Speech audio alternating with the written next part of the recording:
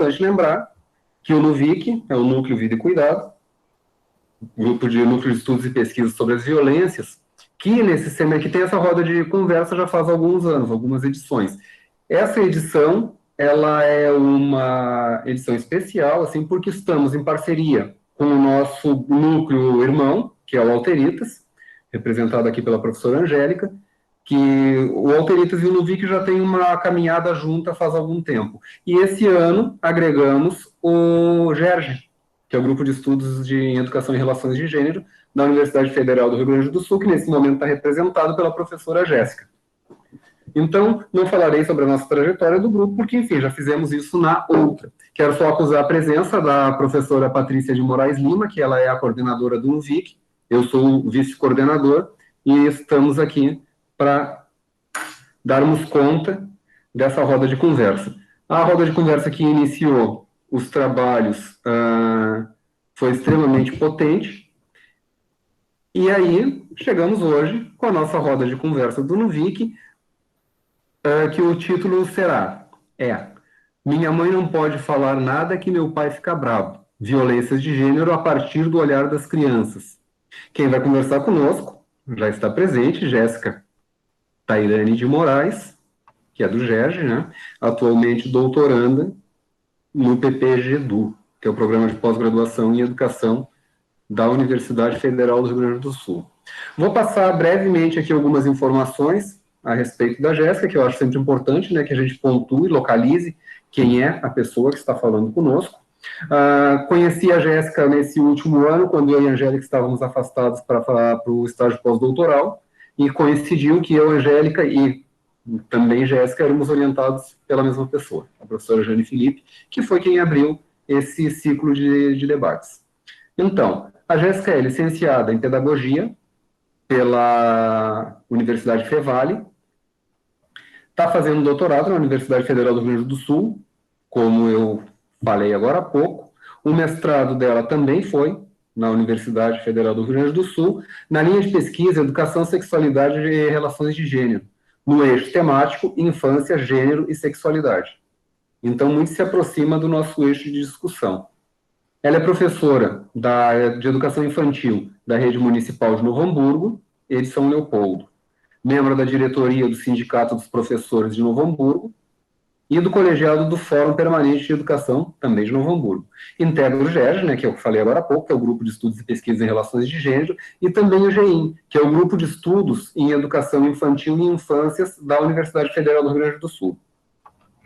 A Jéssica foi vencedora do 5º Prêmio RBS de Educação na categoria Gênero, no ano de 2017. A RBS, aqui faz pouco tempo que mudou de nome, enfim, mas a RBS é a NSC dos gaúchos. Atualmente, ela tem focado, né, a sua prática docente e como pesquisadora nas discussões e problematizações sobre gênero, sexualidade, infâncias, violência, metodologias participativas com crianças.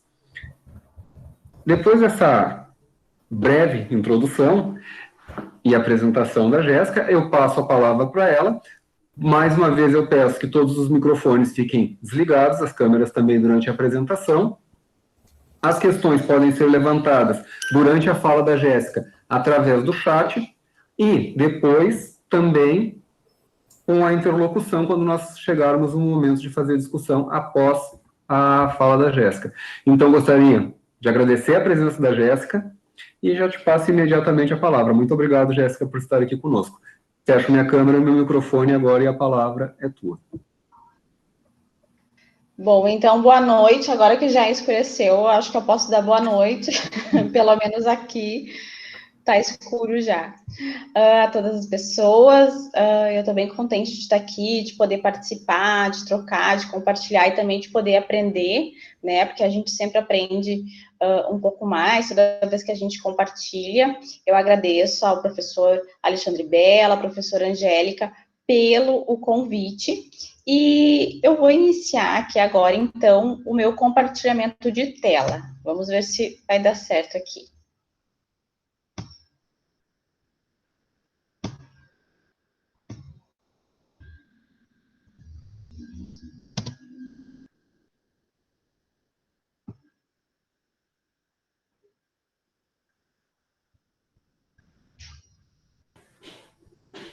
Dá para Perfeito, ver a Jéssica. tela? Dá para ver? Sim, sim, chegou, Tá, sim, eu vou sim. tentar maximizar aqui. Deixa eu tentar aí, que eu tô apertando aqui para maximizar e não tá indo. Acho que agora vai. Tá rodando aqui.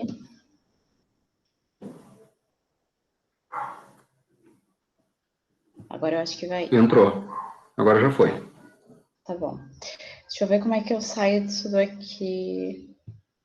Tá. Bom, então, como o professor Belo já falou, a pesquisa que eu vou mostrar aqui, na verdade, é a pesquisa que resultou da minha dissertação de mestrado. Eu ingressei no doutorado há pouco tempo, e ela se intitula como A Minha Mãe Não Pode Falar Nada, que meu pai fica bravo. Violências de gênero a partir do olhar das crianças. Então, quem me orientou nessa pesquisa foi a professora Jane Felipe, que estava, né, no outro encontro com vocês, e eu falo em nome, então, do PPG da URGS. Bom, então eu inicio a minha fala trazendo um pouquinho sobre esses caminhos e descaminhos que me movem. Eu abro essa apresentação, então, esta fala com 3 falas de 3 crianças de 5 anos de idade da educação infantil da rede pública da região metropolitana de Porto Alegre. E mais para frente eu vou explicar como que eu registrei essas falas e que situação que elas se deram, mas essas falas são... às vezes o meu pai fica muito brabo, que nem o Hulk. Ele fica assim quando a minha mãe faz coisas que ele não gosta. Uma outra criança diz: o meu pai é muito brabo. A minha mãe não pode falar nada que ele fica brabo. E uma menina ressalta: quando eu tinha pai, só que ele se separou da minha mãe, ele ficava brabo e quebrava todas as coisas e botava para fora. Então, a partir dessas falas, dessas crianças, eu me sinto e eu me coloco nesse desafio de pensar em estratégias que proporcionem às crianças a possibilidade de expressarem os seus sentimentos e também de identificarem as situações de violências. Qual que era o problema dessa pesquisa, né? O que as crianças pensam sobre as situações de violência que elas vivenciam em seu cotidiano e como as interpretam, em especial no que se refere às violências de gênero vivenciadas em suas famílias?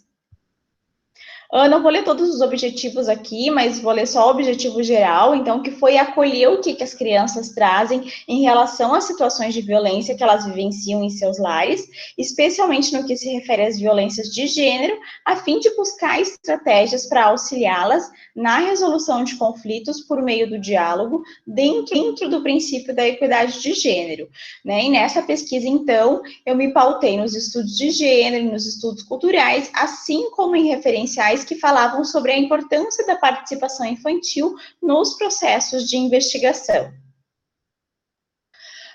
Antes de eu falar um pouquinho da pesquisa, eu trago aqui alguns dados, né, de violência que mostram a importância e a urgência da gente debater isto com as crianças desde que elas são muito pequenas, né? Então, assim, segundo um balanço realizado pelo Ligue 180, né, esse é um dado de 2016, mas tem os dados mais atuais também, mas só naquele ano quase 68 mil mulheres denunciaram e relataram situações de violências vivenciadas em suas casas, né? E quase 80% dessas mulheres têm filhos, sendo que quase 60% desses filhos presenciam ou presenciaram as agressões e quase 23% sofreram junto à violência, né? Então, onde estão essas crianças? Geralmente são as nossas alunas, né? Então, por isso a importância de a gente também estar levando esse debate para a escola, porque a escola pode ser encarada como um espaço de refúgio e voz para essas crianças, né? A Plan Internacional ainda realizou uma pesquisa com meninas de todo o Brasil e que quase 80, mais 75% dessas meninas relataram que são cuidadas pela mãe, né? Então a gente vê aí ainda uma sobrecarga em cima da mulher, que ela ainda é a maior responsabilizada pelas tarefas domésticas, pelo cuidado com as crianças, né? Uma em cada 4 meninas apanha em casa, e também nessa mesma pesquisa, quase 80% das meninas relataram que são responsabilizadas pelo trabalho doméstico, enquanto apenas 11% dos seus irmãos são responsabilizados por essas funções, né? Então a gente tem que pensar, então, que tempo que essas meninas estão tendo para brincar e para desfrutar da infância, sendo que elas têm que passar boa parte do tempo realizando os trabalhos domésticos e cuidando de irmãos mais novos, né? E o Atlas da Violência também traz dados de violência sexual, e as crianças, elas são as vítimas de mais da metade dos casos de estupros, né? E mais de 43% dos casos de estupros coletivos. E a maioria desses casos são cometidos por pessoas conhecidas dessa criança. Do ano de 2011 até 2017, houve um aumento de 83% nas notificações de violência sexual contra crianças e adolescentes, segundo o Ministério da Saúde, e como eu já falei, a maioria desses casos acontece dentro da própria casa e em mais de uma vez. O caso mais notificado foi estupro, 62% em crianças e mais de 70% em adolescente. As maiores vítimas quem são? Crianças e adolescentes negras do sexo feminino e crianças de 1 a 5 anos de idade.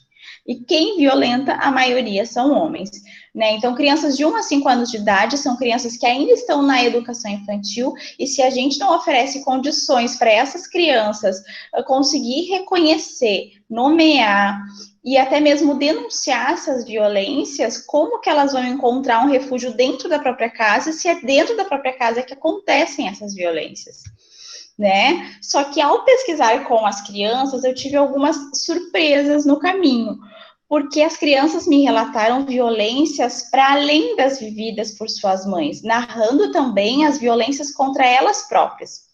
E a partir disso eu pude perceber a impotência das crianças para resolver essa situação e também a minha limitação como professora. Então, esse processo exigiu de mim que eu resgatasse a criança que eu fui, o que eu esperaria dos adultos, para eu poder adotar a postura mais ética e respeitosa possível com as crianças, né? Eu precisei mexer nas minhas verdades para tentar entender o que realmente as crianças estavam querendo me contar. Então, assim, ouvir as crianças, eu trago nessa pesquisa, eu encaro nessa pesquisa como um exercício de uma escuta sensível, porque essas violências cometidas contra mulheres e crianças, elas estão diretamente relacionadas com os direitos humanos. E como eu já falei, eu ressalto aqui, a escola, então, nesta pesquisa foi encarada como um espaço de refúgio e voz para as crianças, assim como um espaço de resistência em prol da educação e da garantia dos seus direitos. Sobre as metodologias participativas e as pesquisas com crianças, né? Quais foram os pressupostos que eu tive que levar em conta para estar realizando essa pesquisa com crianças muito pequenas, né? E se tratando de um tema bastante sensível. Eu precisei encarar elas como parceira nesse trabalho de interpretação de mundo. Eu tive o desafio, então, de me despir da posição de orientadora, né? Essa necessidade de escutar as crianças para a gente poder enfrentar os sérios problemas que a sociedade brasileira atual nos coloca, sem contar que a participação é um direito da criança, né, previsto na Convenção Nacional dos Direitos das Crianças de 89, no ECA, na Base Nacional Comum Curricular. E quais foram os princípios éticos que eu adotei para pesquisar com as crianças, né? O permanente diálogo com elas. Eu precisei encontrar linguagens que ultrapassassem a barreira da fala e da escrita, porque eram crianças pequenas que ainda não estavam alfabetizadas, o respeito pela privacidade e o consentimento ou não delas de participar. Foi entregue um termo de consentimento livre e esclarecido para as famílias e um termo de assentimento para as crianças em forma de convite, e eu também faço um tensionamento sobre esses padrões biomédicos nas pesquisas com seres humanos para avaliar essas questões éticas. Este é o modelo do convite que eu enviei para as crianças, e eu já vou falar aqui como é que foi que eu entreguei esse convite e que escola que era esta. Esta pesquisa se realizou numa EMF, que é uma escola municipal de ensino fundamental, que atendia cerca de 600 crianças. Eu realizei em uma turma de educação infantil dessa escola, de 5 anos de idade, com 20 crianças. E por que essa escola? Bom, eu trabalho em 2 escolas, em 2 municípios aqui da região metropolitana. Como eu trabalhava 45 horas, eu não tinha como ir numa terceira escola para pesquisar, mas eu tinha muita vontade de levar esse debate para a escola e de realizar minha pesquisa na escola. Então, eu elegi uma das escolas em que eu trabalhava. Eu escolhi essa porque eu trabalho nessa escola e a outra escola que eu trabalho é uma escola de educação infantil. Então, são realidades bem diferentes.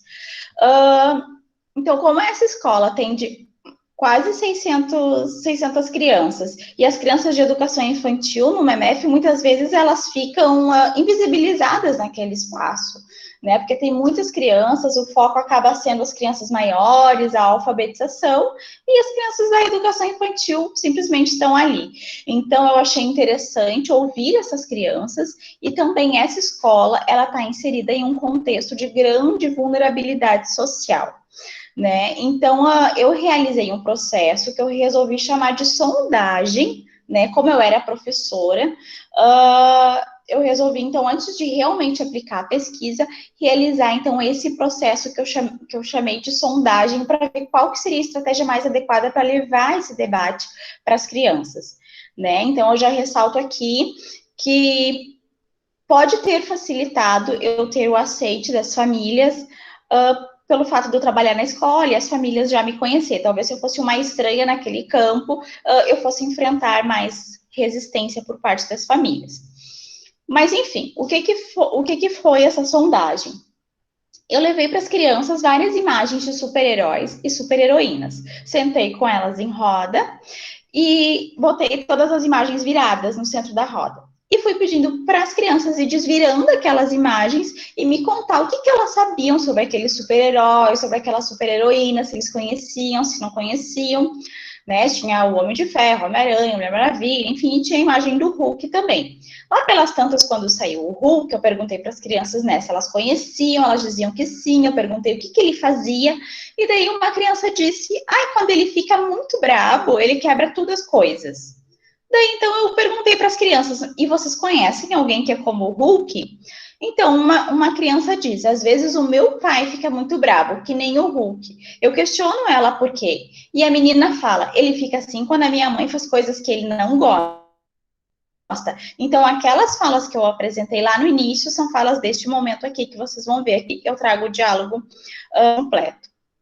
Eu perguntei que tipo de coisas, né? Daí a menina disse, quando ela faz carreteiro é uma comida típica aqui no sul, ele não gosta de comer isso, daí ele fica muito bravo e briga muito com ela. E um menino emenda, o meu pai também fica muito bravo, que nem o Hulk. Eu questiono por quê, e ele diz, porque a minha mãe não pode falar nada que ele fica bravo. E uma outra menina relata, então, né, quando eu tinha pai, só que ele se separou da minha mãe, ele ficava bravo e quebrava todas as coisas. E um outro menino ainda traz a situação. O meu pai e a minha mãe um dia estavam brigando e meu pai tirou os ovos da geladeira e quebrou tudo. Eles brigam muito. Daí a minha avó escuta o barulho muito alto e vai lá e leva eu e a minha mãe para o quarto para conversar. Eu perguntei se eles se machucavam, ele disse que não, que só brigavam falando coisas feias, que eles iam se separar, mas acabaram fazendo as pazes e não se separaram. Então, eu percebi que a roda de conversa poderia ser uma estratégia adequada para debater essas questões com as crianças. No entanto, nessa sondagem, eu fiz com todas as crianças ao mesmo tempo. E eu percebi que algumas crianças acabaram não falando, porque é muita criança, elas acabam todas querendo falar ao mesmo tempo. Então, eu dividi a turma em 3 grupos para realizar as rodas de conversa de fato da pesquisa, realizando com a média de 6, 7 crianças em cada grupo, tentando, então, maximizar esse espaço de fala das crianças. Para 4 rodas de conversa, das 5, eu utilizei histórias como recurso disparador de alguns debates. Uma história foi o Príncipe Cinderelo, para discutir a questão das masculinidades com as crianças, porque ele segue a mesma lógica da história da Cinderela, só que ele é um príncipe muito magrelo, que ele queria ser grande, forte e peludo. Pipo e Fifi, que é da Caroline Arcari, que fala sobre a questão da prevenção da violência sexual na infância, mostra de uma maneira muito didática para as crianças o que são partes íntimas, o que a gente pode permitir que os outros façam no nosso corpo, o que a gente não pode permitir, né? Corre, corre, Mary, corre, para falar com as crianças sobre a questão do trabalho doméstico, que a Mary, ela passa o tempo inteiro varrendo, limpando a casa, se preparando para o inverno, e o marido dela aparece sempre sentado no sofá. E Arthur e Clementina, que é um casal de tartarugas que vive um relacionamento abusivo. O Arthur tenta controlar a Clementina de todas as formas. Ela não pode sair, ela não pode aprender nada novo, ela não pode ter amigos, só ele sai de casa, e toda essa violência disfarçada de proteção. Ele fala que ela não pode fazer nada disso porque ele protege ela e compensa ela com presentes. E a outra roda de conversa, então, eu realizei com imagens que as crianças iam tirando de uma caixa, que eram imagens, ilustrações, na verdade, de pessoas se desentendendo. E elas tinham que me contar se elas já tinham vivenciado ou presenciado alguma coisa parecida. Então, a questão do nome das crianças, né? Entre o sigilo e a participação. É uma pesquisa com crianças que leva em conta a participação infantil, né? Mas eu também precisava manter o sigilo. Eu não podia mostrar os rostos das crianças, eu não podia divulgar o nome das crianças. Então, como colocar essas crianças como autoras, né? Então, a princípio, eu tinha pensado em as crianças sortear os próprios nomes fictícios, né? Eu não pensei na possibilidade de elas escolherem os nomes, porque talvez elas fossem querer escolher nomes como Peppa, Homem de Ferro, ou personagens muito midiáticos, e depois, para operar nas análises, podia ficar um pouco complicado. Então, eu decidi realizar um sorteio, expliquei para eles, né? A gente fez toda a combinação, como é que ia ser o nome de faz de conta, que eles não iam aparecer, que ninguém ia saber que foram eles que me falaram aquilo, que eles estavam contando. Então, lá pelas tantas, um menino reivindica.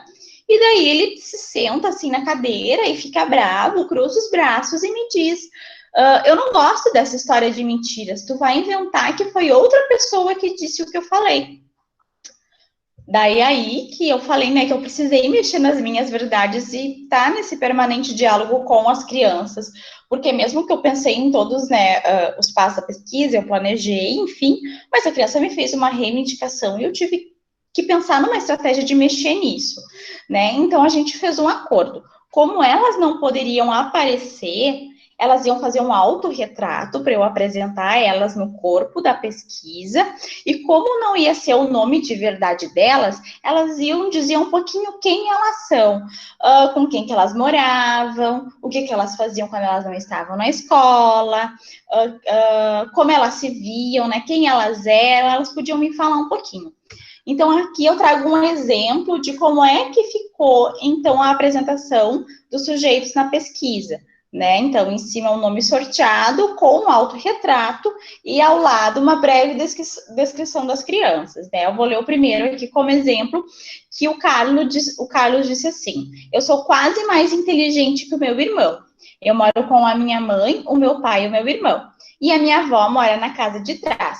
Quando eu não estou na escola, eu brinco, vou na avó, na tia e na igreja. Então, todas as crianças puderam falar um pouquinho a partir, né, da sua própria percepção, quem elas eram, e esse foi o modo, então, que eu encontrei de levar e mostrar essas crianças na pesquisa, sem identificar elas.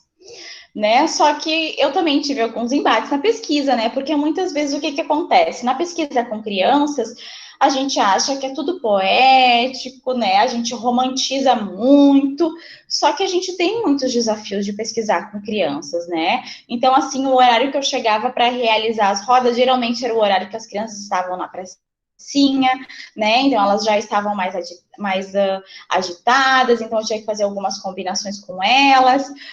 As rodas de conversa foram gravadas e depois transcritas, eu mesmo transcrevi as rodas de conversa, e eu tive que escutar várias vezes para entender realmente o que as crianças estavam falando, porque criança tem muita conversa paralela, e eu deixei um gravador no meio da roda só, né? Então, todo esse processo de escutar várias vezes essas gravações me gerou uma conversão do olhar. Porque agora, então, eu trago as análises para vocês. Essas imagens que eu abro as unidades analíticas, eu vou pedir para vocês observar elas, observar o título que está embaixo, e depois, lá no final, eu vou explicar o porquê dessas imagens, o porquê desses títulos que fazem parte de uma devolutiva que eu dei para as crianças da pesquisa. Tá? Então, a primeira unidade analítica ficou intitulada como Eu fico em casa trancado sozinho. Modos de sobrevivência tensionando o conceito de negligência familiar. Por que isso? Porque quando eu contei a história do Arthur e da Clementina, né, que o Arthur não deixava a Clementina sair, que ela tinha que ficar trancada, ele não deixava ela fazer várias coisas, além das crianças relatar situações vividas por suas mães ou mulheres da sua casa, elas relacionaram isso com a vivência delas próprias, com falas como, sabe, às vezes de noite, o meu pai vai lá buscar a minha mãe no trabalho e eu fico em casa trancado, sozinho. Às vezes, lá na minha casa, o meu pai fica trancando e fechando tudo, e deixando eu e a minha irmã lá, e a minha mãe e o meu pai ficam trabalhando. Né? Porque eu questionei elas, eu perguntei se elas conheciam alguém que ficava trancada, que não podia sair. E elas, então, disseram que elas ficavam trancadas em casa, né? Quando os pais estavam trabalhando, quando saíam para fazer determinadas coisas. Então, como eu falei, as crianças fizeram essa relação com a personagem Clementina, e a um primeiro olhar, a gente pode olhar como uma questão de negligência, né? Nossa, os pais dessas crianças estão deixando essas crianças de 5 anos de idade sozinhas, trancadas, né? Mas aqui a gente precisa fazer uma análise mais abrangente sobre o conceito de negligência e levar em conta também as desigualdades sociais, porque, como eu falei, essa escola está inserida em um contexto de grande vulnerabilidade social. Então, aqui eu tensiono o conceito de negligência como se com os modos de sobrevivência que essas famílias encontraram para proteger essas crianças. Afinal, trancar em casa essas crianças era uma maneira que essas famílias encontraram de proteger essas crianças diante da ausência de políticas públicas, né? Porque ia deixar a casa aberta para as crianças saírem sozinhas ou para alguém entrar, né? Então, trancando, elas conseguem proteger de algum modo, né? Então, aí a gente vê a importância de uma rede de apoio, porque não tem contraturno na escola, não tem nenhum projeto que elas possam ir, elas não têm com quem deixar, não tem como pagar para deixar com alguém, e elas precisam trabalhar. Então, elas acabavam deixando as crianças trancadas sozinhas, né? E esse é um tensionamento que a gente pode trazer agora para o contexto da pandemia também, né? Aqui eu não estou dizendo que as escolas tenham que voltar ou não, não é essa discussão, mas para a gente pensar, assim, se realmente os direitos das crianças estão sendo garantidos e se as leis de proteção à infância são capazes de alcançar a todas as crianças de maneira igualitária. A outra unidade analítica eu intitulei assim, De Meninos a Homenzinhos, Scripts de Gênero e a Constituição das Masculinidades na Infância. Aqui, de novo, eu peço para vocês observar essa imagem, que lá no final eu vou explicar.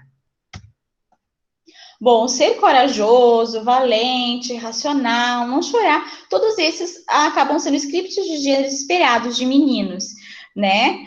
E por que eu fiz essa análise? Porque a maioria, na verdade, com exceção de uma criança, todas as crianças que relataram ficar em casa sozinhas eram meninos.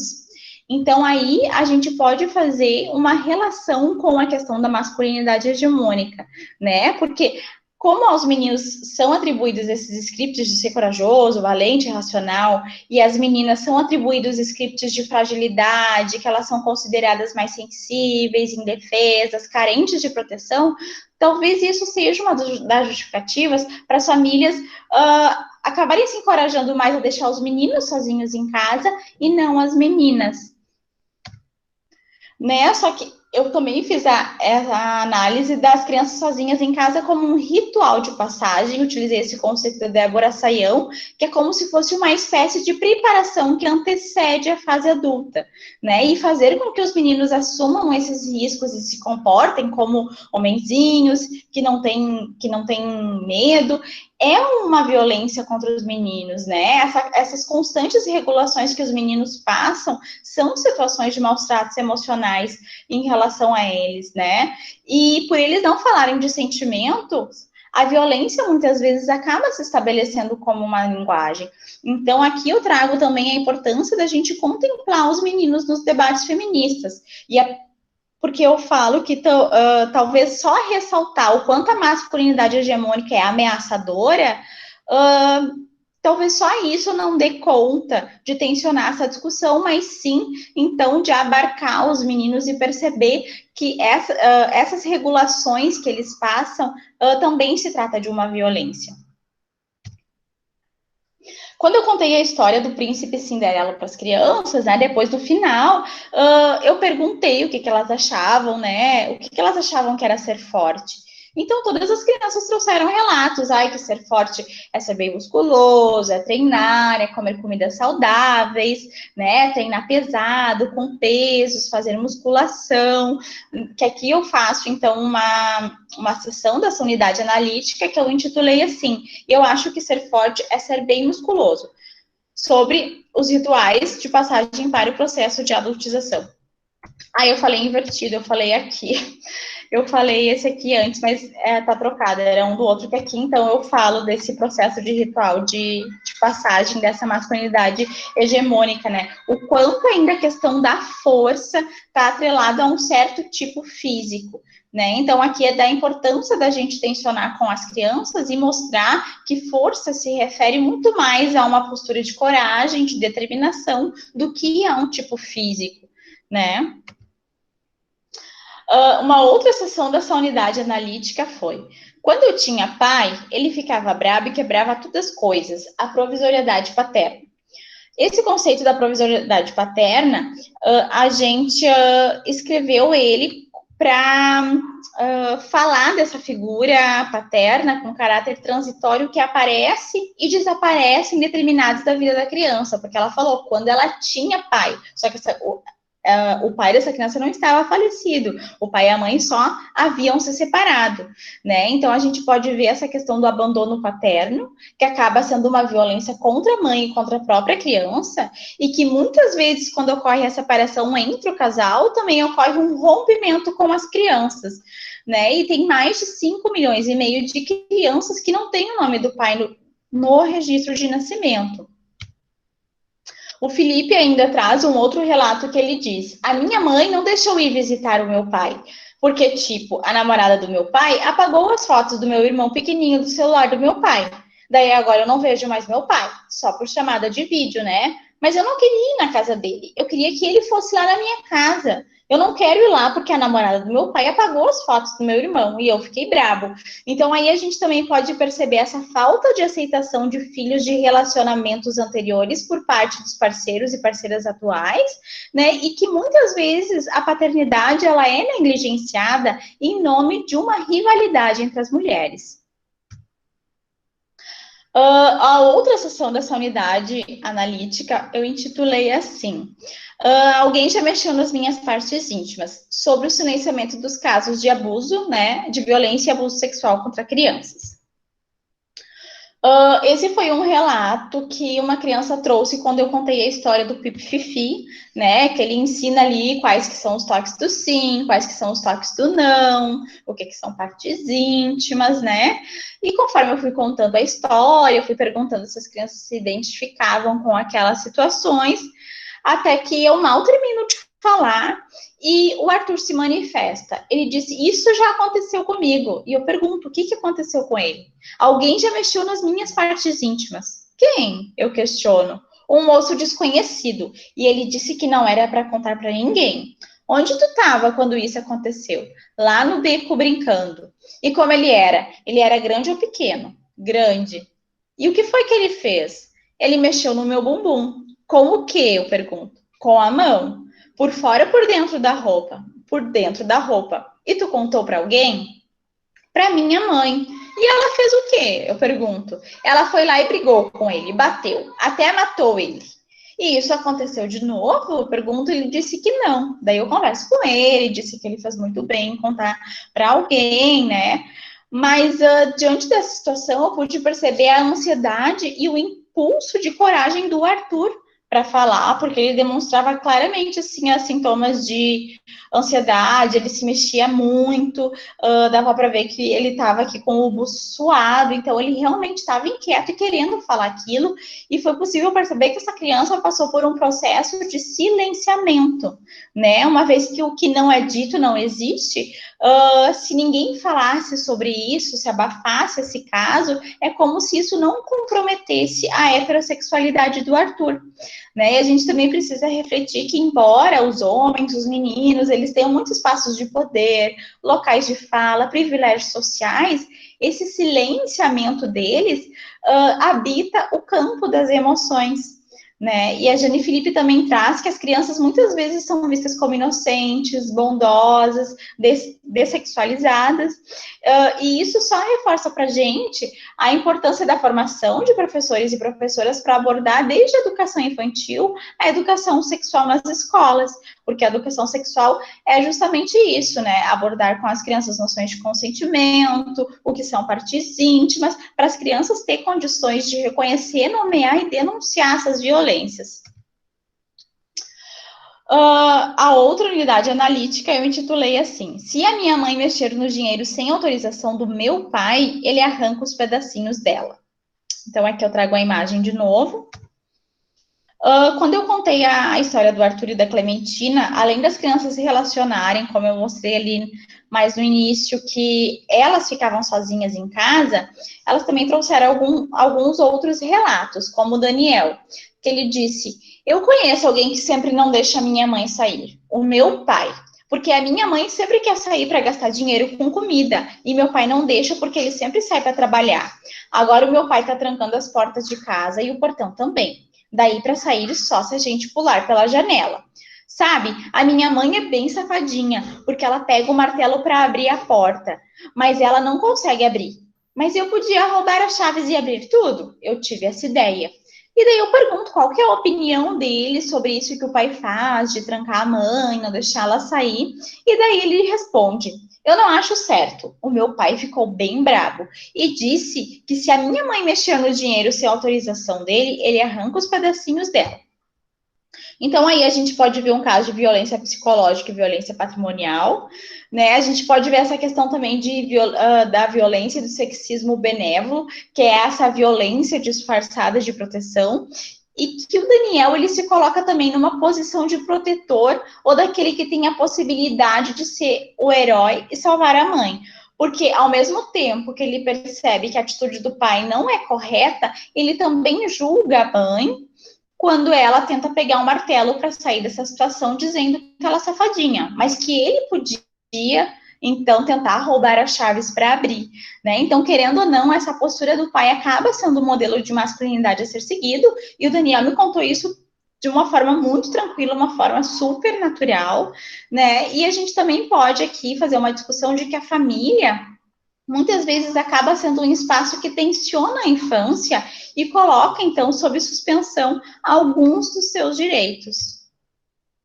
O Estevão também trouxe um relato que ele disse assim: prof, quando meu tio e a minha tia brigaram, eu fui lá ver e estava cheio de sangue no chão. Eu não sei de quem era aquele sangue.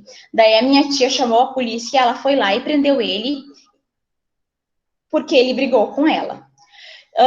O que eu pude perceber? Que as crianças, elas não percebem com o mesmo pavor que os adultos a violência, porque elas contam de uma forma muito natural, tá tudo muito naturalizado para elas, né? Até porque não tem um parâmetro comparativo de afetividade nas relações, e que essa violência, ela acaba sendo algo antagônico na percepção das crianças. Porque ao mesmo tempo que elas percebem que não é algo positivo, aquilo transmite um nível de segurança, porque significa que quando a violência aconteceu, algo na família foi resolvido. né? Então, aqui a gente pode se perceber porque muitas vezes as crianças acabam sendo agressivas, resolvendo seus conflitos, né, por meio dessa agressão, principalmente os meninos. Quando eu contei a história do corre, corre, Mary corre, as crianças trouxeram muitos relatos dessa questão do trabalho doméstico, com falas como: quem faz as coisas lá na minha casa é só a minha mãe, o meu pai só fica esperando. A minha mãe faz porque ela gosta. O meu pai arruma a telha quando está estragada, né? E a mãe limpa a casa, faz comida, essas coisas. Eu perguntei se o pai não fazia também isso, ela disse que não, que ele só conserta as coisas. A minha mãe varre, limpa a casa, ela tá sempre achando alguma coisa para fazer. Ela não para. A minha irmã varre, né? Falando que a irmã varre, tira o pó também. E uma outra criança diz: na minha casa, só a minha mãe faz as coisas. O meu pai só fica sentado lá fora mexendo no celular. Então, a gente pode perceber que as mulheres muitas vezes são sobrecarregadas nessa função de mãe e de esposa, que as crianças convivem com as suas mães, exercendo esses cuidados além de com elas próprias, com seus próprios cônjuges, né? E também tem essa ideia do amor romântico, né? Que é essa idealização do amor que faz a mulher abrir mão de si em nome do cuidado com o outro. A gente também pode tensionar a ideia de que a mulher ela não é vítima, né, dessa opressão, porque ela está inserida nesse contexto, acaba tendo uma predisposição delas para atender os homens desta forma, e tudo isso está muito naturalizado para as crianças, quando até uma criança lhe falou que a mãe dela faz porque ela gosta, então a criança percebe essa predisposição da mãe. Sobre a questão, eu já estou quase encerrando, tá, pessoal? Mais uns 5 minutos eu encerro aqui. Aqui eu analisei um pouco os sentimentos das crianças. O que as crianças sentiam quando as famílias, o pai, a mãe, enfim, quando eles brigavam, né? Então as crianças trazem relatos como: ela dava uns gritos e eu me sentia triste, mas já faz tempo que aconteceu, foi na semana passada, né? O Felipe, então, traz o relato que o pai brigou com a mãe, que foi que nem assim, apontando para a imagem, daí eles se separaram, que eles brigavam por telefone, e que por telefone o pai não queria ir lá na casa da mãe, que ele escutava eles brigando, porque ela dava uns gritos, ele se sentia triste com isso. Muitas outras crianças trouxeram relatos de ficar olhando vídeo, né, que não gostavam que o pai e a mãe ficavam brigando porque a criança não podia olhar os vídeos. Então, deu para perceber que as tecnologias, elas acabam servindo como algo para as crianças fugirem das situações conflitantes e lidarem com sentimentos da tristeza provocado pela violência que ocorre nas famílias, porque elas relatam que se sente triste, mas o que elas fazem quando as famílias estão brigando? Estão lá olhando o vídeo, elas não gostam que o pai e a mãe gritam, porque elas não podem continuar olhando o vídeo, né? E talvez essa seja uma maneira um mecanismo, na verdade, de tentar manter a família no campo natural e ilusório de proteção e segurança. Então, aqui para encerrar, eu trago de volta as 3 imagens que eu utilizei na abertura das unidades analíticas, que eu intitulei assim: então, é por isso que o Arthur bate nas meninas, aprendendo a reconhecer e nomear violência. Bom, como eu falei, eu fiz essa pesquisa com as crianças e tal, e quando eu estava terminando ela, fiz todas as análises, eu me senti na obrigação ética de dar uma devolutiva para as crianças. Afinal, elas trouxeram relatos das suas casas, relatos muito pessoais, e elas reivindicaram a sua participação, né, quando eu mostrei lá no início, então eu me senti na obrigação de devolver isso para as crianças. Mas como que eu ia dar uma devolutiva, sendo que se tratava de um tema bastante sensível, né? E eu não sabia como fazer isso, assim. Então, um ano depois, já que eu tinha realizado essas rodas de conversa com as crianças, eu fiz uma outra roda de conversa que não estava planejada, né, a priori, né, mas depois eu tive essa ideia. E para apresentar os resultados da pesquisa, eu tive a ideia de ilustrar as 3 unidades analíticas. Eu dei o tema e pedi, então, para um desenhista sintetizar num desenho quais os grandes temas emergentes a partir daquilo que as crianças me contaram, né? Então, ali, a primeira ilustração é para representar o fato das crianças ficarem trancadas em casa sozinhas. A segunda imagem, o fato dos meninos não poderem demonstrar fragilidades, esse silenciamento que os meninos passam. E o terceiro, então, seria mais para representar essa tristeza, essa violência doméstica que acontece na casa das crianças. Então, eu me reuni com ela, a gente se sentou em roda, eu falei que a pesquisa estava pronta, as crianças ficaram super empolgadas, eu perguntei se elas queriam saber o que tinha acontecido, elas disseram que sim, e daí eu disse para elas que eram muitas páginas para ler, e mostrei, assim, né, o Word no computador, então, que eu tive a ideia de ilustrar, de levar esses desenhos para contar o que tinha acontecido, como se fosse uma história.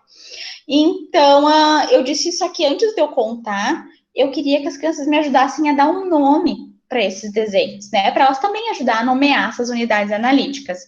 Então, o primeiro desenho ficou o menino que queria ver as cores do mundo, né? Que foi o nome que elas escolheram. O segundo, o menino triste de coração fechado. E o terceiro, a tristeza.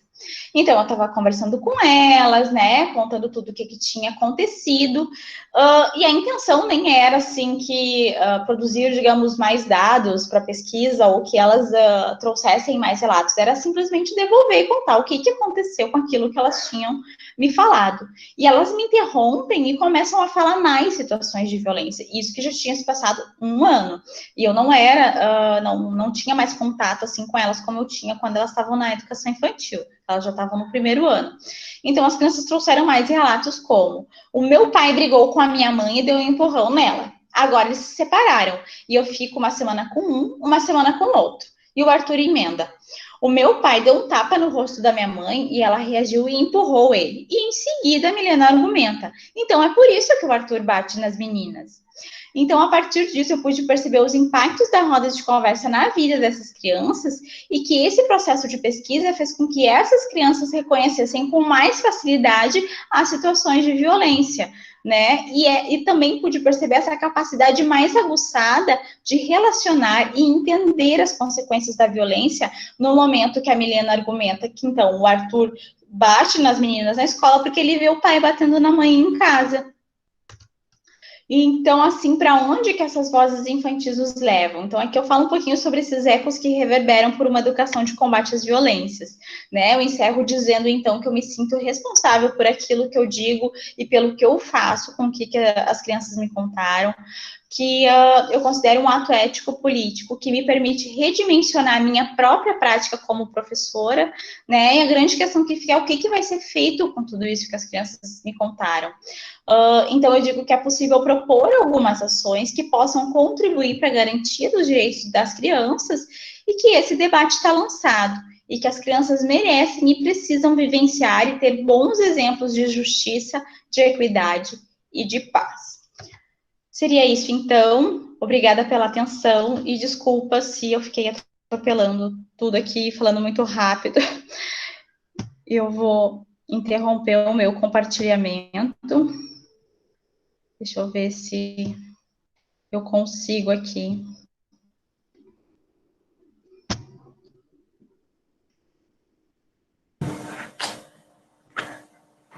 Jéssica, esse é o momento aquele Deu, né? que nós aplaudimos. Saiu. Esse é o momento que nós aplaudiríamos se pudéssemos, mas eu sinta-se aplaudida por todos nós. A tua apresentação primorosa, assim, muitos elementos que a gente possa pensar. Não, durante a tua apresentação, não vieram perguntas, mas comentários. Que como tu estava fazendo a apresentação, imagino que talvez não possa ter lido, né? A Jacira alertou que os dados são alarmantes, né? Ainda quando tu falava lá sobre as questões de violência, ainda mais quando esses agressores, na sua maioria, são conhecidos delas, das crianças. Viviane, depois, nos diz que o coração acelera de indignação com esses casos. Esses sujeitos da infância precisam de ouvidos abertos e atentos, essa escuta sensível aos gritos silenciosos e ansiosos por ajuda que as crianças acabam, em grande medida, lançando. Uma realidade que choca, mas infelizmente é um modo de sobrevivência e cuidado possível para tantas famílias negligenciadas pelos governantes eleitos para representá-las, mas que fecham os olhos para as suas fragilidades.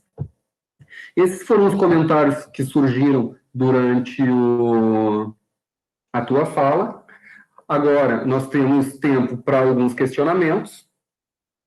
Enquanto as questões não chegam, e como forma de aquecimento, eu tenho uma dúvida aqui, uma coisa que eu gostaria que comentasse conosco. Me chama muito a atenção dessa tua fala em relação aos meninos. E, de fato, a masculinidade, ela tem esse duplo caminho, né, que da mesma forma como torna os sujeitos masculinos hegemônicos e, por conta disso, carregam consigo um conjunto de benefícios, também acabam, em alguma medida, tendo os prejuízos dessa condição hegemônica. Aí, na tua fala, tu diz que os meninos ficavam sozinhos, prioritariamente os meninos ficavam sozinhos em casa.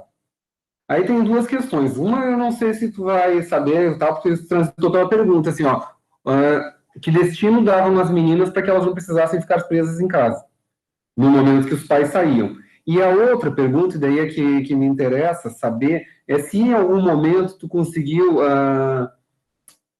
sei lá, entender como os meninos passavam por isso, eles se davam conta que isso acontecia porque eles eram homens, isso era enunciado pela família, não, tu é o homem da casa, tu tem que ficar, tu tem que ser responsável pela tua irmã. E além dessa questão, vou aproveitar que já chegou no chat aqui, o comentário da Gabriela, dizendo que é essencial ouvir a forma que a violência doméstica afeta umas crianças e as conduzem a padrões de violência como forma natural de ser menino ou ser menino e menina. Então, por enquanto é isso, pessoal, a palavra tá aberta, né? Então, enquanto a Jéssica faz alguma consideração, nós aguardamos aí as manifestações das pessoas. Por favor, Jéssica. Bom, em relação ali à primeira pergunta sobre o fato de que destino tinham essas meninas, né? As meninas relatavam que ficavam muitas na tia que cuida, né? Ou com alguma conhecida, ou com alguma vizinha. Então, eu posso perceber que talvez as famílias fizessem, quando eram meninas, elas fizessem um esforço maior, talvez, para deixar essas meninas com alguém. Na verdade, os relatos delas foram que elas ficavam com alguém. Em contrapartida, muitos meninos não, ficavam sozinhos. Eu não sei se os meninos se dão conta. Eu acredito que eles não se davam conta, porque tudo que eles me falavam, eles falavam de uma maneira muito natural.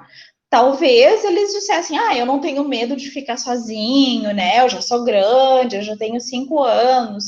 Mas, tanto que teve um menino nas apresentações, que teve uma análise que eu não trouxe aqui, que ele disse, que eu perguntei quem ele era, ele disse, eu sou um adulto, que ele se via como adulto. Então, ali eu faço uma discussão também, mas, né, que eu tive que trazer um recorte. Então, como eu disse, ele é tudo muito naturalizado para as crianças. Então, se a gente não leva esse debate, não tensiona, não problematiza, elas acabam não se dando conta que aquilo é uma violência que está acontecendo com elas, ou que não é algo correto que estão fazendo com elas, né? Mas, como eu falei, ali precisava, naquele contexto, uma análise mais abrangente dessa questão da negligência, né? Porque eram famílias, enfim, que estavam num contexto bastante vulnerável. Chegou mais uma mensagem, Jéssica, da Angélica Silvana, dizendo que chama muito a atenção o cuidado e comprometimento que tivesse na escuta e interação com as crianças. Fiquei impressionada com a naturalização dessas violências. A Maristela nos diz... Opa, isso aqui já é outra coisa. Eu misturei aqui as conversas todas. Enfim. Sabe, Jéssica, que daí eu fico pensando, e aí, bom, a tua fala suscita muitas coisas e me fez lembrar de muitas coisas. E aí tem uma fala de uma aluna que eu tinha, uma estudante, ela era de CEDES, tinha 12, 13 anos, lá na periferia de Porto Alegre, quando eu era professor de educação física. E ela diz uma frase que para mim é muito emblemática disso tudo que tu diz. Ela falava assim, ó, eu não sou quem eu sou, por isso eu apanho para ser quem eu sou. Que eu acho isso uma coisa que isso acontece em relação aos meninos. Se ele tem algum tipo de fragilidade, ele não é o que ele é. Aí ele apanha para ele ser o que ele é. Que na verdade não é ser o que ele é ser a projeção que a família faz dele. e aí isso permite que os meninos fiquem sozinhos em casa, mesmo que morrendo de medo, que fique encolhido embaixo do sofá, não tem problema, mas ele vai ter que passar por aquela situação. Então, é bem problemático isso, assim, um assunto que a gente precisa discutir muito.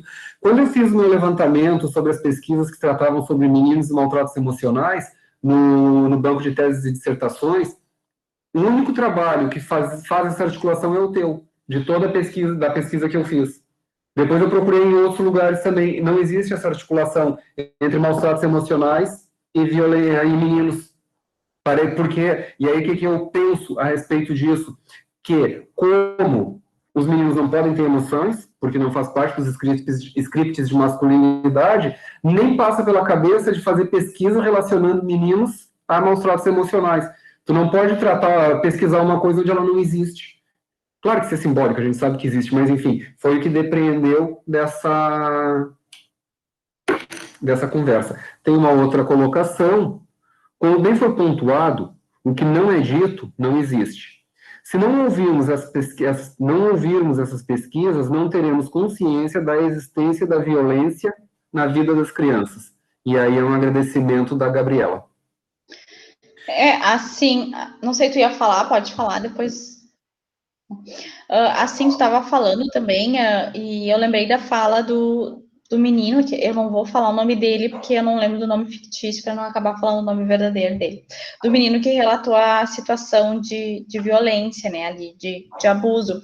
Então, assim, o sofrimento que ele tava quando ele falou, a ansiedade que ele tava, assim, ó. Então deu para ver nitidamente que ele foi silenciado, que disseram para ele não contar, que ele se sentiu incomodado, ele se sentiu violado, mas ele não entendia muito bem o que tinha acontecido, se aquilo era certo, se não era certo. Então, quando aquele debate foi promovido e ele se enxergou ali naquela situação, ele conseguiu assim instrumentalizar para denunciar, né? Ele se ligou, opa, isso aí que estão fazendo comigo não é legal, mexer nas minhas partes íntimas, eu tô vendo aqui. E até então ele não sabia que isso era uma violência ou que era algo que ele tinha que denunciar, né? Até mesmo porque pode ser que ele tenha sido orientado a não contar.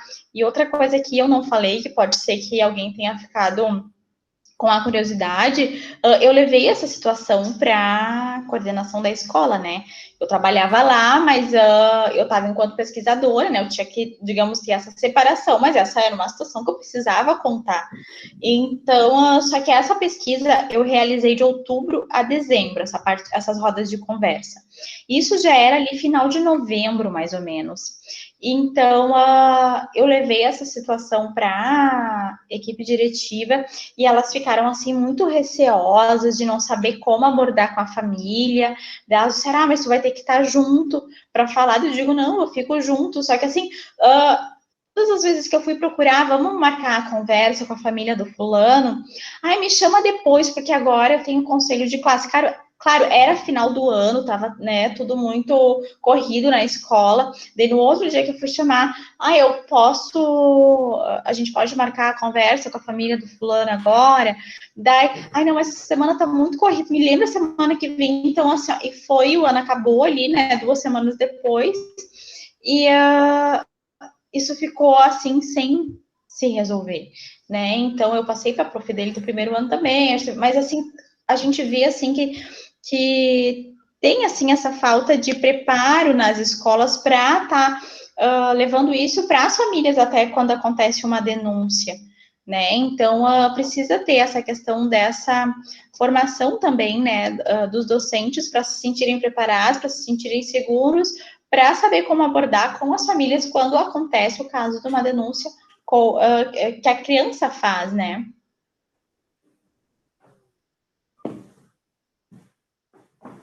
Está acompanhando o chat já a Ingrid, acho que é a Rê, ela fala que a pergunta era essa, né, assim, sobre a relação que a instituição lidou com as questões trazidas pelas crianças. E tem alguns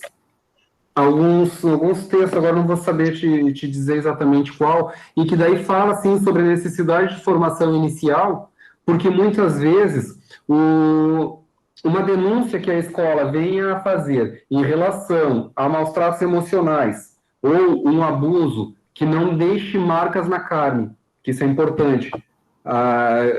Outros tipos de marcas que não são visíveis, elas podem ficar sem problema nenhum, porque existe um risco de, no momento próprio, que eu enuncio que uma família está abusando de uma criança, eu vou ter que provar que esse abuso está acontecendo. E nós temos, na nossa cultura, sei lá, como se desenvolve, como acontece, nós só acreditamos nas provas físicas. Só se tiver um hematoma, se tiver uma laceração na região genital, aí a gente vai acreditar que essa criança passou por abuso. Muitas vezes, por isso que as professoras acabam não denunciando, o que é um equívoco. Por isso que esses momentos que a gente faz, de trazer para discutir aqui conosco, é de fundamental importância, para que a gente comece a atentar para essas situações, né, que são muito presentes no cotidiano da educação infantil, que é o que eu mais tenho trabalhado nos últimos tempos, mas também em todos os níveis de ensino. Eu lembro da pesquisa, aquela sobre os maus tratos emocionais, que muitas mulheres da EJA, por exemplo, e da graduação, passavam por maus tratos emocionais, inclusive alguns não só emocionais, como também violência física. Enfim. Pessoal, a palavra está à disposição. A Viviane Porto está te fazendo uma questão, Vanessa. Não, outra coisa, lista de presença. É que eu estou sem óculos, eu estou naquela idade que se eu boto óculos eu não enxergo de longe, se eu não enxergo de perto, como eu estou intermediário aqui eu não enxergo de jeito nenhum. A palavra está liberada, pessoal. Mas eu não sei se tem alguém na minha frente. Eu me Não, inscrevi ali depois da Regina. Eu me inscrevi após o pedido da Regina. Não sei se tem alguém na minha frente, eu preciso que tu veja. Eu achei que a Regina estava fazendo só um comentário, então vamos organizar isso aqui. A Regina, por favor, a palavra é tua. Logo em seguida, a palavra é da professora Patrícia. Professora Regina, por favor. Não, Alexandre, eu agradeço, porque a pergunta a Jéssica respondeu, porque eu fiquei interessada em entender a relação. O Nicolás quer que apareça eu e ele junto. Tem que ligar a câmera, então. A questão... Diz oi, Nicolás. Oi. Eu estava aqui com o fone de ouvido, mas... Vamos lá. Então, eu fiquei interessada em saber como a instituição lidou com isso. Obrigada, Nico. Mas a Jéssica já respondeu. Jéssica, eu agradeço muito o teu relato da sua pesquisa. Fiquei muito interessada em ler a dissertação e fiquei encantada com o modo sensível, comprometido com as crianças e todas as categorias de análise que tu elegeu. Só queria agradecer. Obrigada. Tá, obrigado, Rê. Patrícia, por favor. Ok, vamos lá. Vou ver se eu consigo abrir aqui. Minha câmera às vezes fica um pouquinho ruim. Hoje não foi um dia bom aqui para mim de sinal de internet. Mas eu queria agradecer a Jéssica por esse contributo aí a nossa roda, né, de conversa aqui no Nuvic. E queria trazer, assim, dar algum relevo, né, em torno de algumas questões que tu trouxesse, entre elas essa, sobre a questão das formas em que o espaço, né, educativo, institucional, ele vai lidando com essas questões, né, e eu há tempo venho entendendo o quanto é importante a escola se assumir enquanto parte da rede de proteção à infância, né?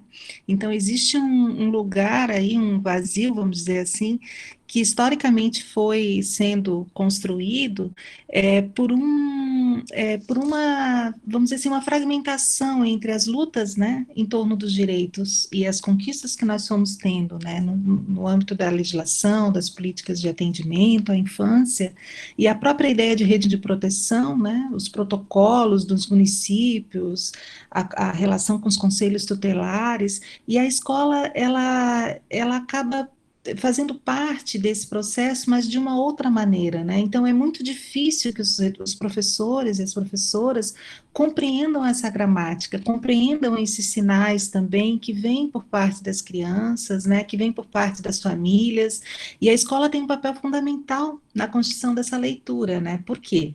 Porque justamente a gente vai estar habitando um espaço de intimidade que nem sempre é lido pela criança como violência, né? Como tu bem colocasse. Então, Então, na medida em que a criança vai tendo mediações, em que se amplia o olhar, né, sobre a sua corporeidade, sobre o que pode ou não, né,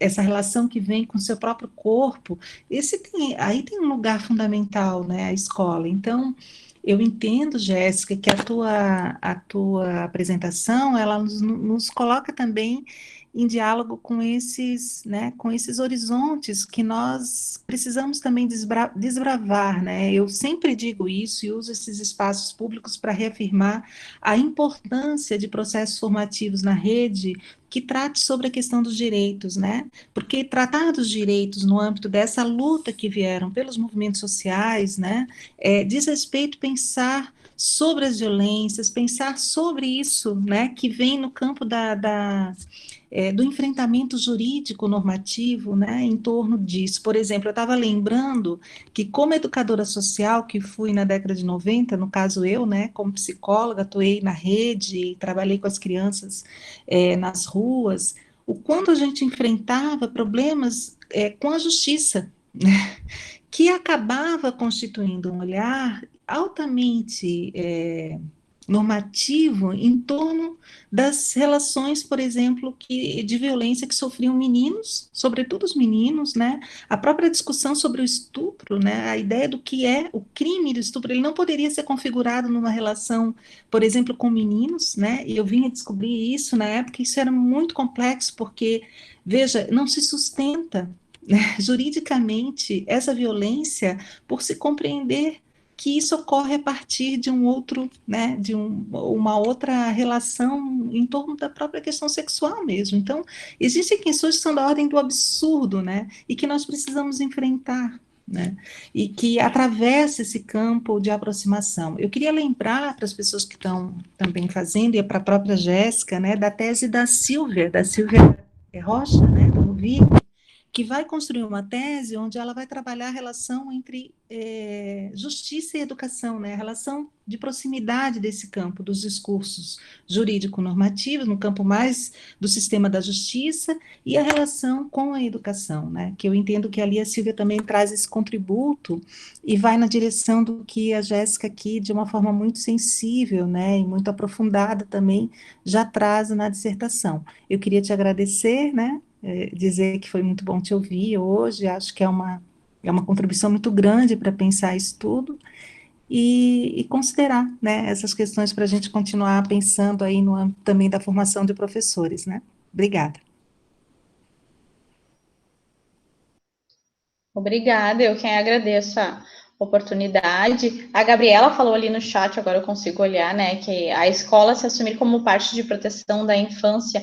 E é isso, a escola tem essa função ética de proteger as infâncias também, né?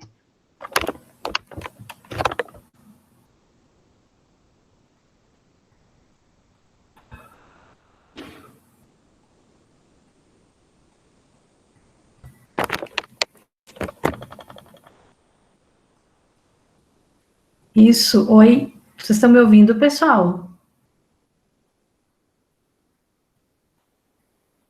Acho que eu caí. Sim, Angélica, estamos sim. Sim. Tá. Não, só achei que eu tivesse caído, né? Eu fico ouvindo, assim, eu acho a fala da Jéssica, a pesquisa dela é muito interessante, né? E muito importante também, não só pelas questões metodológicas da pesquisa, a maneira como ela conduz, a relação que estabelece com as crianças, mas principalmente por provocar, né?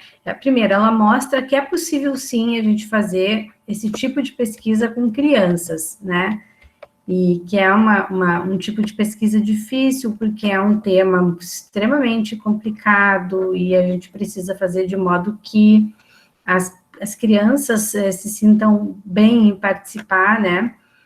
Mas tem essa questão da violência, que envolve a formação de professores e professoras, que é uma questão super importante, e que a gente observa que toda essa violência, né, que as crianças vivem em casa, né, ou nas relações mais íntimas, enfim,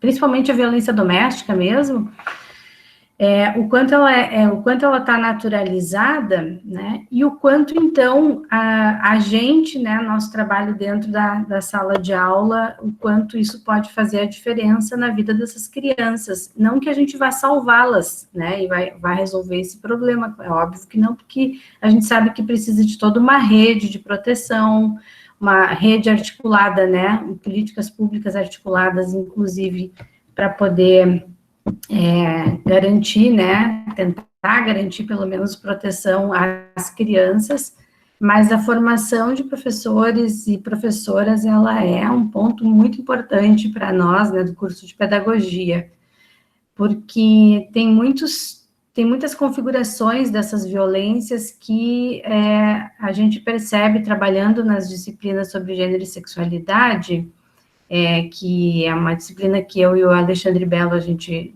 divide, né, no curso de pedagogia. A gente percebe que muitas estudantes se percebem vítimas de algum tipo de violência durante as nossas discussões, né, e é uma disciplina optativa, ou seja, é uma discussão que ainda é bastante limitada em termos porque não é uma disciplina obrigatória e tudo mais, né. Então, eu só queria destacar, assim, essa questão, que é bastante relevante, assim, para a gente pensar dentro da formação em pedagogia, porque é a formação que habilita para trabalhar com as crianças, né, na escola.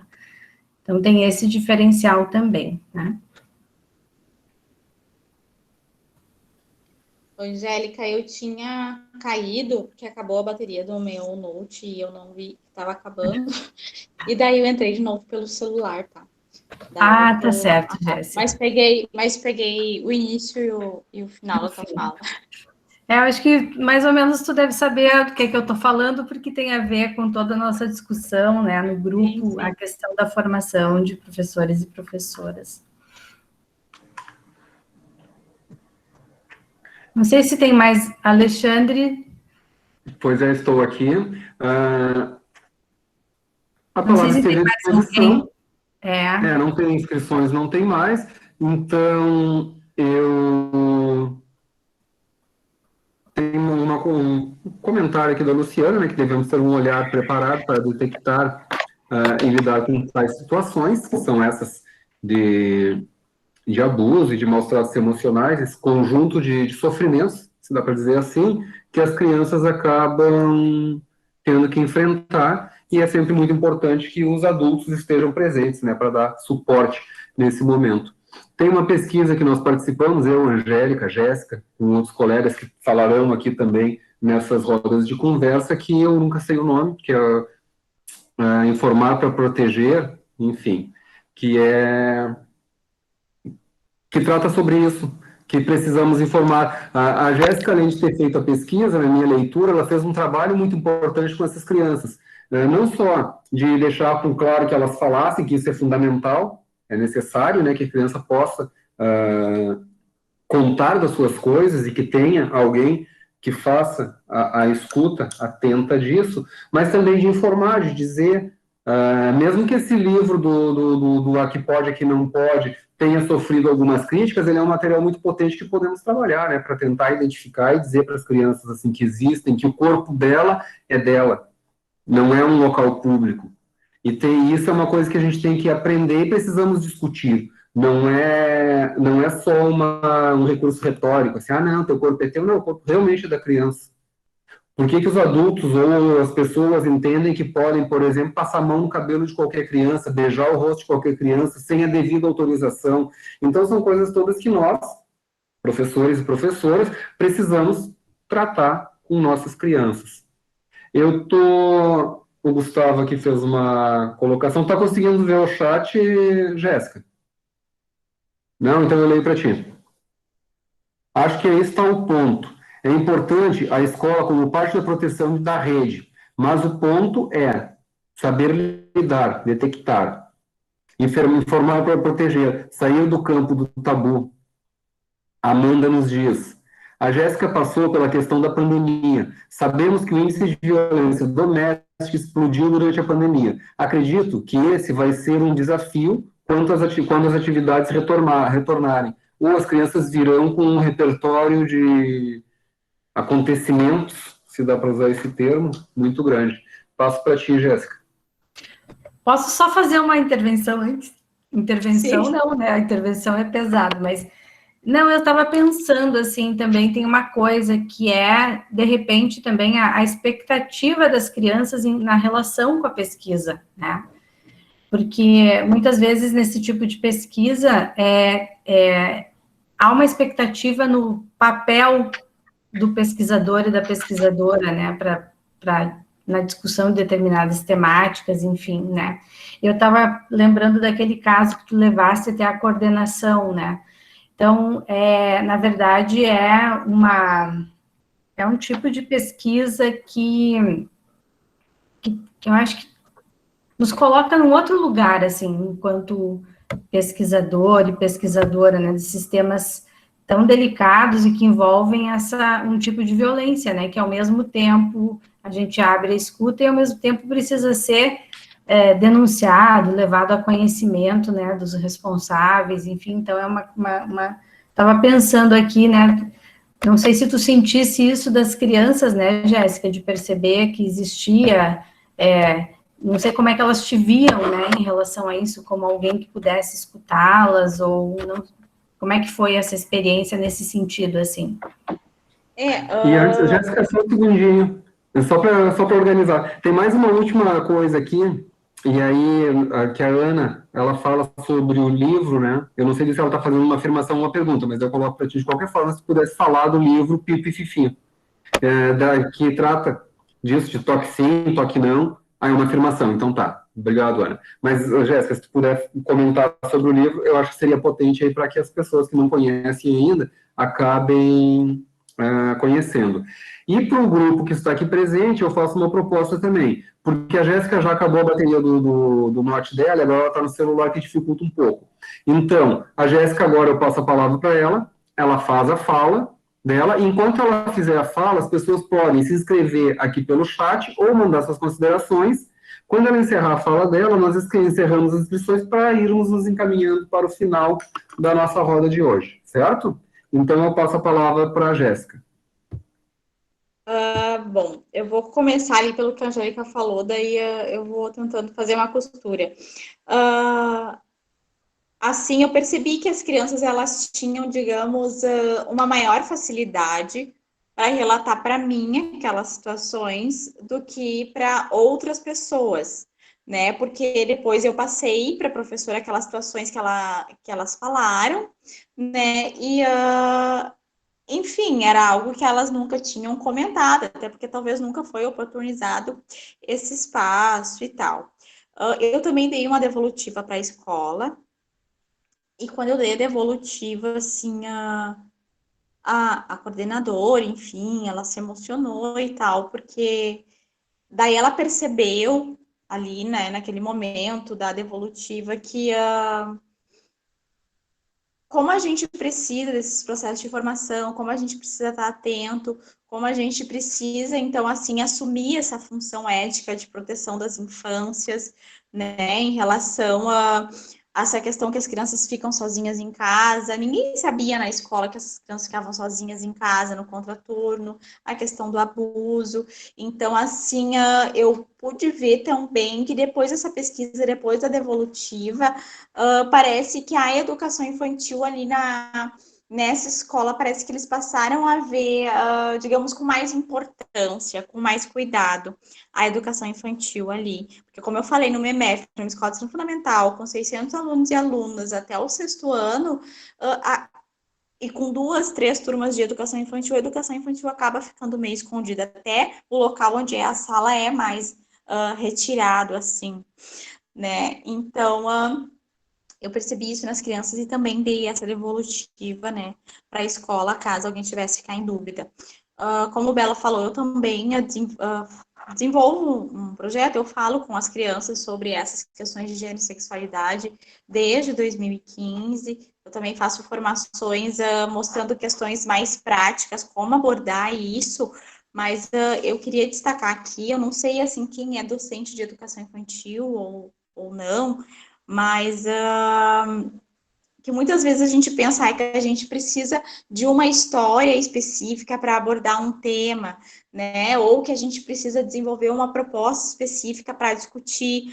Mas eu sempre gosto de ressaltar que não é uma proposta, não é uma roda de conversa, uma discussão que vá dar conta de abarcar essas necessidades das crianças, né? Como o Belo comentou ali, a gente precisa estar muito atento ao modo que a gente fala com as crianças, ao modo que a gente medir os conflitos, né? Até o fato de fazer uma criança pedir desculpa para outra depois de uma agressão é algo a gente refletir. Será que a desculpa é algo que realmente resolve? Será que ali na escola é todo mundo amigo mesmo? Eu tenho que ser amigo de quem me bate, né? Então, querendo ou não, a gente, através dessas atitudes cotidianas, a gente pode acabar ressaltando e naturalizando algumas situações. Então, a gente também tem que ter muita coerência, né? Porque toda a ecologia educativa, tudo que a gente faz numa escola, envolve essas questões de gênero, de equidade, de igualdade, né? Dessa questão das violências. Então, tudo que acontece na escola tem que ser observado e analisado, né? Para ver se a gente realmente está garantindo os direitos das crianças. Né? Então, assim, essas propostas são importantes, sim, porque é o momento que a gente senta, que a gente para com as crianças, mas não adianta muito a gente fazer uma proposta e minutos depois a gente tomar uma atitude que contradiz totalmente aquilo que a gente estava discutindo sem se tocar, né? Não é proposital. Então, por isso que a gente tem que participar desses processos de discussão para a gente estar atento a tudo na escola. E não envolve só a gente, professor e professora, envolve equipe diretiva, envolve funcionários e funcionárias da cozinha, né, da limpeza, que podem fazer um determinado comentário para uma criança no corredor, mediar alguma coisa, alguma situação que estão vendo, né? Então, envolve tudo e todos, né? Inclusive também esse debate com as famílias.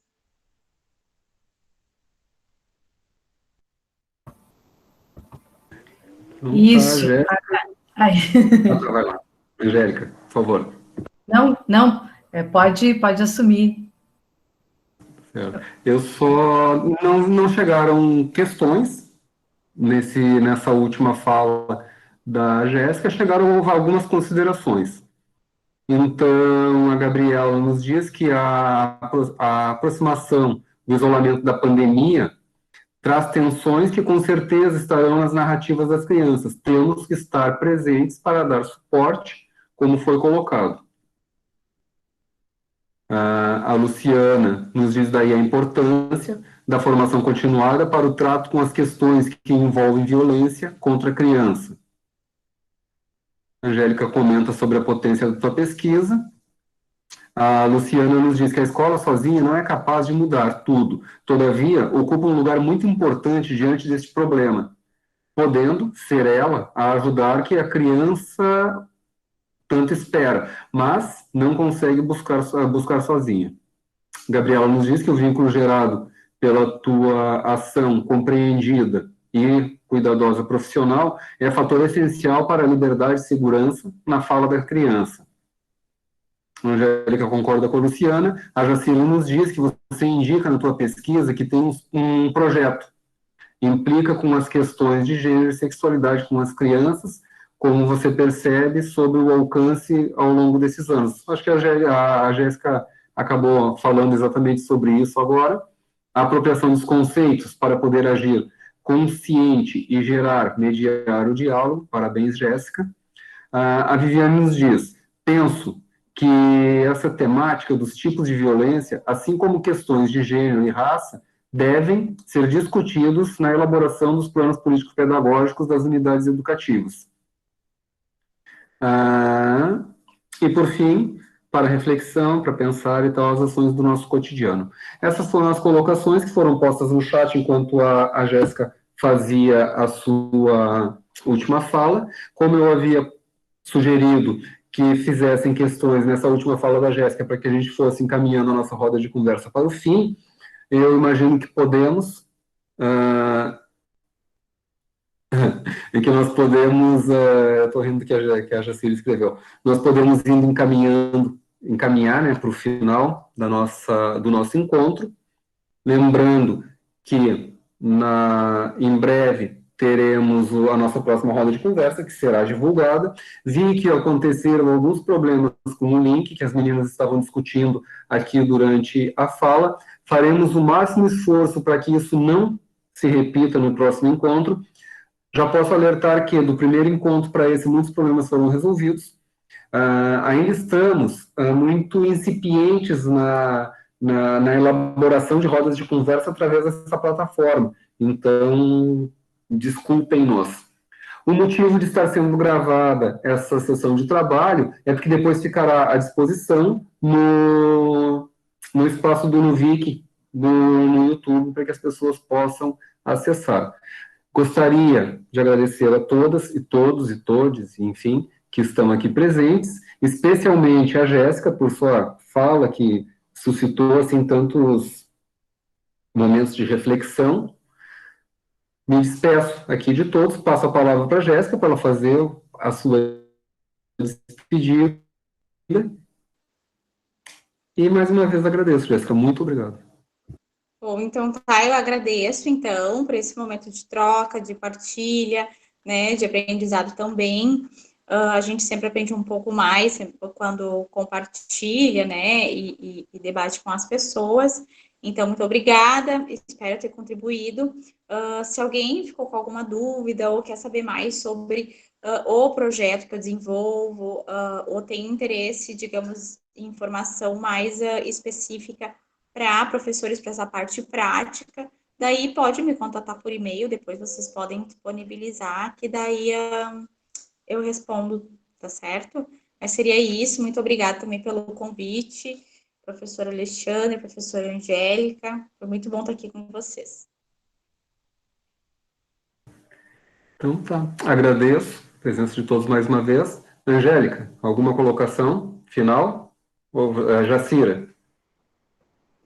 Eu gostaria, assim, de colocar, pessoal, que a gente mudou, né, o e-mail para envio dos links, e também a gente enviou semana passada o cartaz para lembrar a todo mundo, né, que estava inscrita nessa roda. Não sei, a gente não sabe o que aconteceu, porque a gente abriu um e-mail no Gmail, né, por ser uma ferramenta bem eficiente e tal, mas eu estou vendo que alguns links não chegaram, tá? Nós verificaremos isso para que a gente possa encontrar o problema, tá? E, ó, porque é a mesma lista, Sara, essa que a gente mandou, tá? É exatamente a mesma lista, só que em e-mails separados. Vou solicitar que vocês deem uma verificada na caixa de spam para, enfim, nos deem um retorno de repente, né? Sobre, chegou, mas estava na caixa de spam, para a gente entender o que está acontecendo, por que não estão chegando todos os e-mails que a gente manda, porque da roda anterior a gente enviava de um e-mail do Nuvic da UFSC, né, e aí, sim, ele tem um pouco mais de limitações, tá? Mas, desta vez a gente não sabe o que aconteceu, mas vamos verificar, tá certo? Ah, tá, não veio mesmo, nem no spam, tá certo. Obrigada, Sara, tá, por essa informação e por todo mundo que se colocou aqui, né, em relação ao não recebimento dos links. Tá, gente? Desculpem, a gente vai tentar resolver isso.